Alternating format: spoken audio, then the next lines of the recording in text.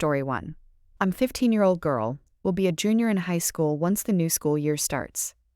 I have a little brother I'll call Matt, who is 3 years old. My parents both work full-time jobs in the business district. I was a planned baby, but Matt wasn't. My parents considered putting him up for adoption, but couldn't do it. They don't know I know this.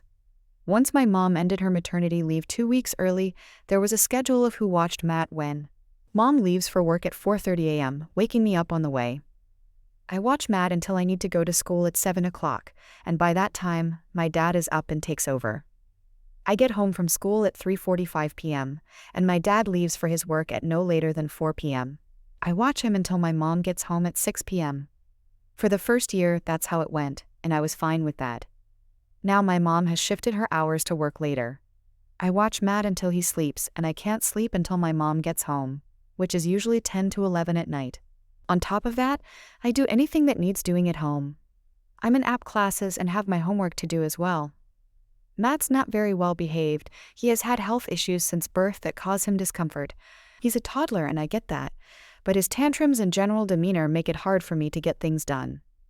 The two things that tore me down most happened a week before school ended back in May. I managed to talk to my mom and asked her if we could please hire a sitter to look after Matt. I wanted to take on some extracurriculars. Her response was that they didn't need to waste money on that because they had me. 2 days later, my mom got home at 5 p.m., early for her, and after eating dinner, told me to ask the school if I could shorten my class load next year in order to spend more time at home, since my dad also apparently wants to shift his hours. I told her no. She got mad, saying I needed to be more understanding and accepting. I had enough and blew up. I can't remember what always said, but I do remember yelling that I wasn't my little brother's parent. I stormed to my room, stuffed some things in my backpack, and left while my mom was distracted by my brother. I'm safe. I called my grandmother and explained what was going on. She and my mother are estranged, but we managed to stay close. Once she picked me up and got the details, she said she understood. My parents blew up my phone, demanding I come home and telling me I should be ashamed I'm acting this way. My grandmother blocked their numbers. She did talk to them, and they agreed I can stay where I'm at until I get my head on straight. I feel guilty for leaving my brother, but at the same time, I feel so worn out. Other family members are weighing in. While most are on my side, others say I need to accept my duties in the family and suck it up. I'm conflicted and don't know what to do. Any advice for running away? Update and comments same day. Update posting here in the comments since doing it in the post pushed me over the limit. Thank you to everyone who left comments. I feel more confident in my decision now. A couple of people said I needed to talk to my parents about a sitter or boundaries. I've tried before, the last time they either brushed me off or said things like, that costs so much money, and but you do such a good job and you're the big sister, it's your duty to watch him. I looked up parentification since I'd never heard it before and all the boxes were ticked. My grandmother is talking to an attorney and wants to set up an arrangement that will let me stay with her for my last 2 years of high school. After I graduate, I plan to go to college in another state. Thank you again for your kind words. If something major happens, I'll let you all know. Update post July 16, 2023, almost 1 month later. It's been a few weeks, but quite a bit has happened. I'll try my best to keep things concise. Once again, thank you for all your comments and support. They meant a lot to myself and my grandmother who says hello. Firstly, my father managed to find my post despite my efforts. He told my mother about it, and she proceeded to blast me to the members of my extended family via social media, saying I made them look bad. She deleted the post a few hours later, according to my cousins who support me. A few days later, during a meeting between my parents and myself, my grandmother, and our lawyer, my father apologized to me, and I felt it was sincere. As for my mother, she was silently fuming. Matt was at their house with one of my aunts. They agreed, with great reluctance on my mother's end, to give my grandmother full custody of me for my remaining 3 years as a minor.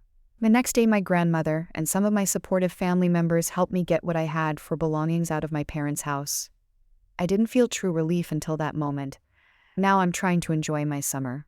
I'm hanging out with friends, going swimming and relaxing. I'm finally reading books I bought 3 years ago that I never got a chance to read. I'm planning extracurriculars for next semester, and even planning a birthday party, my first in 3 years, for my sweet 16 in February. I'm also helping my grandmother around the house. I do chores, but this time I'm getting an allowance. Even my sleep has improved. It's a whole new way of living, and it's kind of overwhelming, but I've never been happier. Hopefully, this is the last time I post. I'm going to log off Reddit and go out with my grandmother for some shopping. Thank you all for your support. Did you receive all of your documents? Our lawyer was with us when we went to get my things and requested all my important documents. My father handed them over and my mother hid in the master bedroom, making sure to go completely no contact. Back when I first left the house, my grandmother blocked their numbers and I blocked all their socials and emails. I don't hate them. Life's too short for hate. I don't even think I'm angry anymore, just disappointed and let down. Any chance they will neglect or abuse Matt when you're gone? Have they before? I don't believe they did. Mom would get frustrated because of how fussy he was, but she never abused him. Dad was more patient with him. I think they honestly thought I had some gift when it came to him, like I was able to keep him behave calm. It wasn't about her brother. I hope to reconnect with him once he's older. But with our mother being who she is, who knows? Update post 2. February 18, 2024, 7 months later. Hey everyone, I previously posted in the Ida subreddit about a situation between myself and my parents, mostly my mother. TLDR, I was parentified and forced to devote 99% of my free time to my younger brother. I got fed up and ran to my grandmother. Parents surrendered legal custody of me to her. There are more details in the 2 posts I made about the topic. Things have been going smoothly. I'm doing well in school, taking some extracurriculars, robotics and debate team, and still have time to read and hang out with friends. I have started to communicate with my dad. My decision, never in person, just over the phone. Mostly it's small talk. I talk about school and classes, and he gives me updates on Matt, my little brother. I've not said a word to my mother directly since the day custody was given to my grandmother. The last time we spoke, my dad told me that Matt had realized I was no longer around and became more agitated. They hired a nanny to help out, but both my parents were still forced to cut back their hours. That was a week and a half ago. This past Saturday, I had my dream birthday party, which was themed after books. My birthday cake looked like a stack of books. Snacks were themed after literary genres, and everyone came dressed as book characters. I dressed as Sherlock Holmes. We had a very cozy venue all to ourselves, and it was great. It was a very chill, relaxed party. My grandmother hired security for the party with a strict list of who was allowed. This was due to a couple of bullies at school who heard about my party and threatened to crash it. The party ended after a few hours and most of the guests left. The ones left were my grandmother, myself, one of the guards, and my 2 closest friends. I excused myself to go to the restroom, and when I came out, one of my friends met me halfway down the hall. She tried to push me back into the restroom, saying my mother had shown up and was demanding to see me. I told nobody from my family about this party, not my dad, not even the ones who supported me because of this exact possibility. I also didn't post about it on social media. I heard yelling from my grandmother and decided to confront the situation myself. The security guard was holding my mom back and my grandmother was livid. The second my mother saw me, she became irate, screaming that I was a disgrace, that she was never going to let me just cut her off, and if I knew what was good for me, I'd come home. I didn't feel scared or even angry, I was just tired. I kind of sighed, pulled out my phone, and told her I was calling the police. It was up to her if she stayed to face them, but either way, I was filing a no-contact order. She went pale, screamed at me one last time, then ran off, getting into her car and speeding away. I was glad it didn't happen during the party, but it left me shaken. Needless to say, my grandmother and I will be speaking to our attorney tomorrow. I'm still not sure how she found out about the party, which is what spooks me the most. Do entitled narcissistic parents just have some ability that lets them repeatedly attempt to screw up their kids' lives? I'm starting to feel like I'll have to watch out for my mom the rest of my life. This exchange commenter, to answer your question, yes, they try to ruin their children's lives whenever they can. Why? Because they don't see that they are at fault. They are too self-absorbed to have common sense. In their eyes, others will always be at fault. Have you spoken to your dad since this incident? Or do you intend to? Or are you going no contact with him too? If you speak to him, maybe he can give you information on who told your mom, because this person needs to get out of the picture. I have this for you. It sums up pretty perfectly how narcissists are. Oop, I have not spoken to my dad since the incident. I really don't want to go no contact with him. He seems the most apologetic over what I went through and is trying to change. From what I've gathered through speaking to him, I never told him about the party, so he couldn't have informed my mother. I do intend to call him today and see what fallout happened after my mother left. Thank you for the link. Yeah, that adds up. Could she be tracking your phone?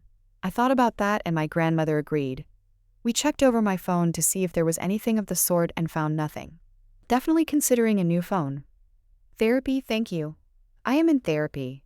It's really helping me with a lot of the guilt and pressure I felt after running away. I won't lie, despite my posts in Ida, a good chunk of me wanted to give in and run right back home. But I knew that wasn't what I really wanted and also knew that if I did, I'd just keep sacrificing unnecessarily. Update post 3. March 4, 2024, 2 weeks later. Sorry for how late this update is, a lot has happened, and I've also been busy with schoolwork. I talked to my dad and told him what happened. He sounded horrified and apologized profusely. I told him not to since it wasn't his fault. He said he'd get to the bottom of it and get back to me. In the meantime, we spoke to our lawyer, and he agreed to my idea of filing a no-contact order against my mother. It's currently in progress. My grandmother contacted my school to ensure that my mother was not permitted on campus or allowed to get any information about me.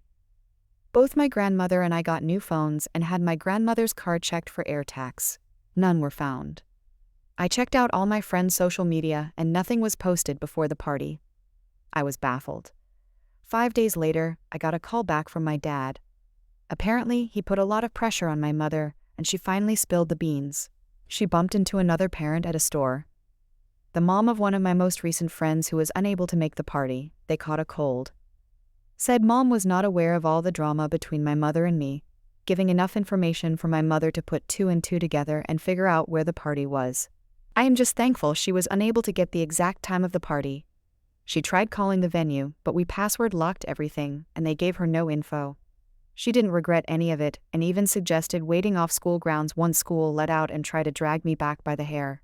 One day, just typing that makes me shiver and feel sick to my stomach. My dad was appalled and apparently that was the breaking point. They had a huge argument and to make a long story short, he said he was done. He's in the process of moving out and staying in a hotel. Currently he's filing for divorce in full custody of Matt. He offered to pay the nanny extra to hire her himself for Matt's sake. Now even the relatives that were on my mother's side have started to cut her off. She insists she did nothing wrong and that everything happening was my fault for being ungrateful and disloyal. All in all, there's hope for my dad and my brother. I think we can definitely have a better relationship in the future so long as my mother stays out of the picture. Time will tell, I guess, and I guess that's it. Someone asked in the comments of my last post if I was planning on completely cutting my mother out of my life once the no-contact order was filed. I didn't want to, she's my mom. But the way she is now, I don't think I have a choice. It's for my safety and mental, physical, and emotional well-being. She doesn't have my best interests at heart, only her own. It's sad, but I know it's not my fault, she's the way she is now. Story 2. Family and friends ruined my marriage by making me paranoid about my wife cheating. After divorce, I confronted them. They admitted trying to steal her way. I've been divorced for almost 2 years, and a few weeks ago my father, 67 male, my 2 brothers, 37 male and 40 male, and 4 friends, 35 male, 37 male, 38 male, 41 male, while very drunk, joked about how they can't believe I left my wife. They said that they all tried to get with her since the divorce, but she had repeatedly rejected them, saying it would be inappropriate and unkind to do such a thing to me. I laughed at what they were saying just to ease them into saying more, and once they thought I found it funny, they really opened up. They had all purposely made me feel paranoid about my ex-wife cheating on me and using me because why would a woman like her be with a man like me if it wasn't for the money I made? They often hinted at her, sometimes even directly said that she wore the pants in the relationship and that she was only with me because I'm easily manipulated. They constantly planted negative things into my mind. If I went to talk with them about something happening in my relationship, they would put a negative twist to it, or they'd purposely give me bad advice. Then when I lost my job during CO, they all hinted at how she's definitely cheating now that there's no financial benefit in being faithful to me. I obviously trusted them and often took their words to heart, and it ruined my marriage. I frequently argued with my wife, and I was always accusing her of something or suspecting her of not really loving me. I questioned everything that was between us. I often told her things like how I'm a high-value man and that she needed to appreciate me. And when I was not working for 6 months, I flipped the script and started accusing her of not respecting me for not working. I was unappreciative of all her hard work and for being the one who took care of our household bills and any other bill during those 6 months of unemployment. I continued to let their words drive me into paranoia, and I started accusing her of cheating with her co-workers. Eventually, my wife had enough of my moods, constant mistrust, and accusations.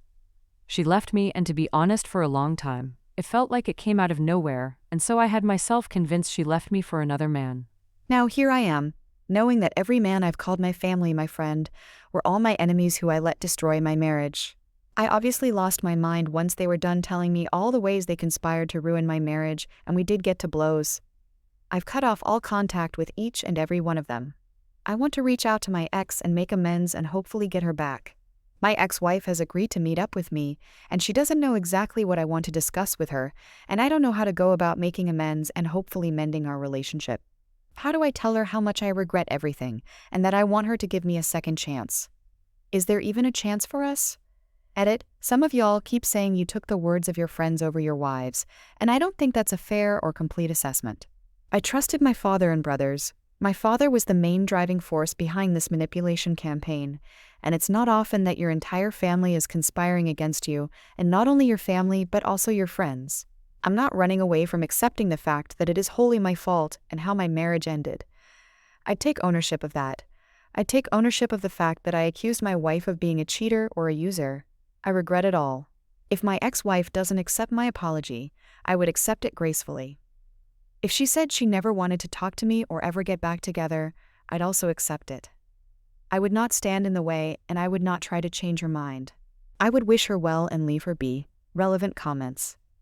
Fun statistician 550. Well, they certainly knew you're easy to manipulate, don't they? I'm glad you cut these people off, and I would also make a concerted effort to hear your ex out. I don't know if she'll ever forgive you, but at least give her closure if that's what she needs. Oop, as much as it hurts to read this, and to see myself as such a person, it is true. I trusted these men. I especially trusted my father and brothers.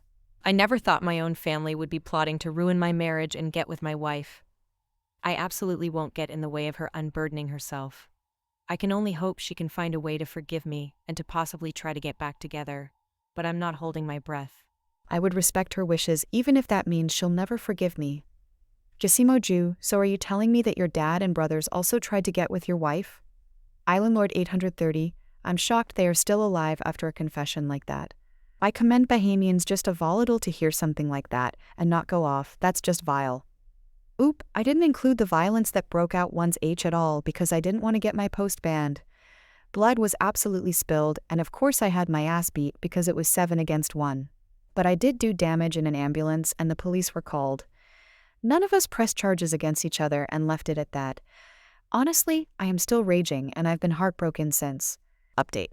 March 4, 2024, 6 days later on Sunday, I got to meet up with my ex-wife. I apologized profusely and she was kind and understanding but said she couldn't and wouldn't forgive me. She said that it simply isn't in her nature to forgive, and that despite it all, she holds no grudges or anger against me and wishes me nothing but goodness in my life. She did give me some advice and told me that I have been in an abusive relationship all my life, and that in order to heal whatever is broken in me, that I should cut out my father as he sets the tone for my treatment by the rest of my family. She had pointed out the many ways my father has hurt me or had encouraged my family to mistreat me. She said I'd always be stagnated and unhappy if I continued to associate myself with my family and former friends. I told her that I cut them out of my life and that I've got my first therapy session scheduled in a few days. She said she was proud of me for taking my first step into healing. Our conversation was heartfelt and emotionally devastating as we discussed the many ways our marriage had failed as well as the abuse I've experienced by my father and family. We cried the entire time. We cried a lot. We ended our conversation with a long hug, and then we said our goodbyes. Final comment from Oop. Forgiveness is earned through changed behavior and recognition of your harm. But it isn't guaranteed or something you deserve.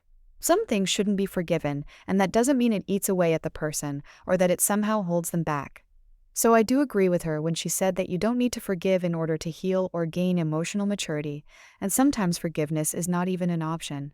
For her, this is one of those things that she simply can't and won't forgive, and all I can do is accept it. As much as I'd like her forgiveness, it is simply not available to me, and that's perfectly fine. If you've made it to this point, you're a beast.